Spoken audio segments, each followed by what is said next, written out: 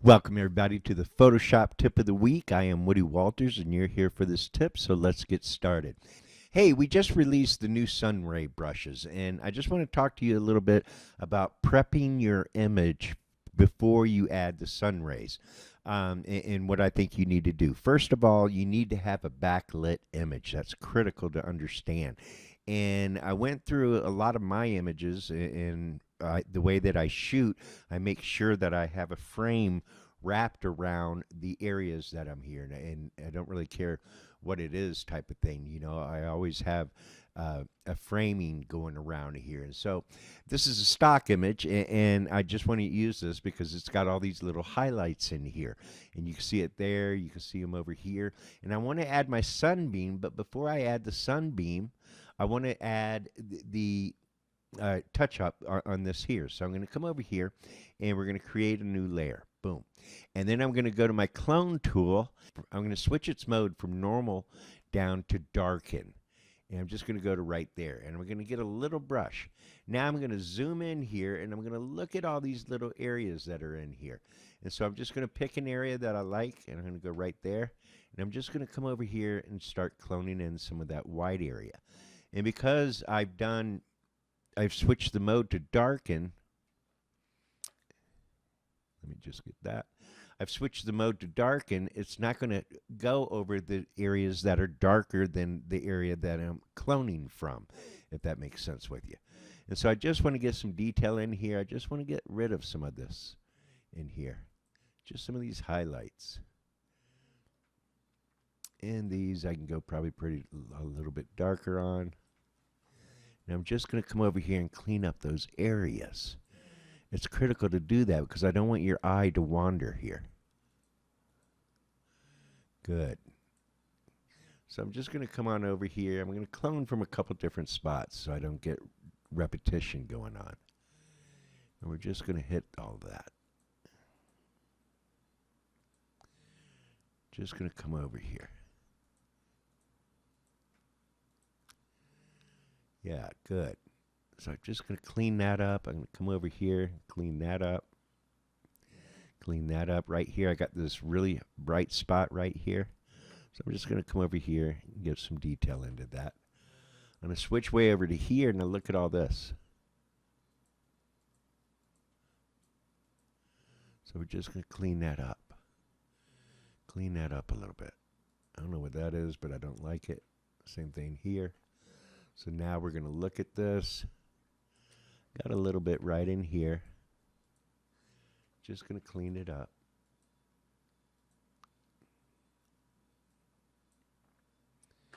And now I'm going to look at that. It's not looking bad. And now I'm going to add my sun ray. Boom. Now I went on in here and masked out a little bit of the sun rays. But if you just come over here and look at all these, you know, this image here is a straightforward 4x5 large format landscape. And I had my ex-wife running up here with smoke bombs.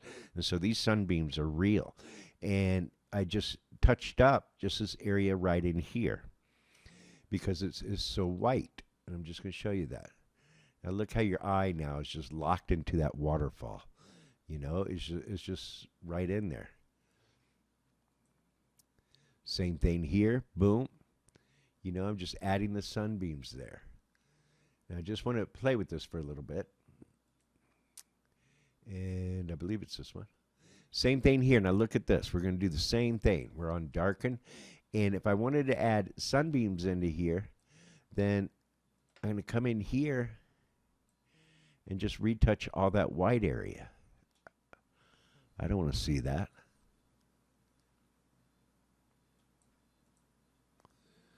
Anywhere there's white. Over here. I'm going to darken that down. Bring that in. And now I can add my sunbeam. So if I come over here,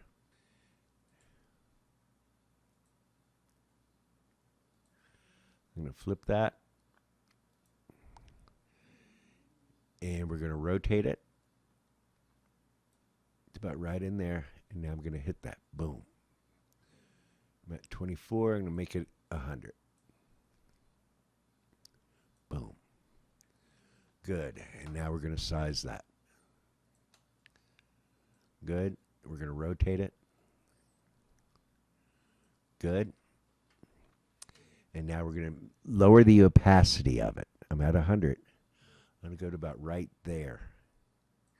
Good. And just for fun and giggles, I'm going to do filter, I'm going to do blur, and I'm going to do Gaussian blur. And we're just going to Gaussian that just a little bit. 8.8 is about good range. So look at that. With and without. How much mood does that bring in there? Look at that. And it's just, people, I don't care what you're working on. If it's, let's just go to this one here. This is a scene from Glacier National Park. But look what we did with this, Come here to boom. Look at the difference in that. Look at the difference in that. And so, the creative potential with all of this is so unique, but you got to get your images properly set for the mood of what the brushes are going to bring into it. I can't have something that's lit forward, from the front like the light is on me right now and put a sun ray in here. It just wouldn't work that way. Sun rays are only going to happen in backlit situations, and you got to realize that. And so by playing with that, I can do many things. Here I have many light sources in this. I have sunbeams coming up from the bottom. I have sunbeams coming up from the top. This one I have coming straight on to it.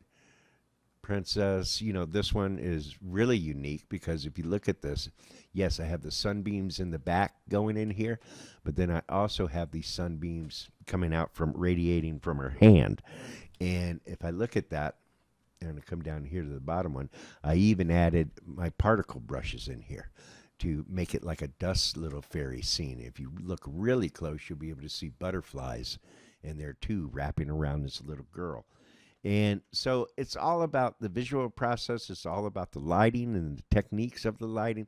It's totally in your control. It's in your control to handle this in any way that you see fit. So play with it. And so there's your Photoshop tip for the week. People, if you're not a member of the exclusive club, you're really missing out.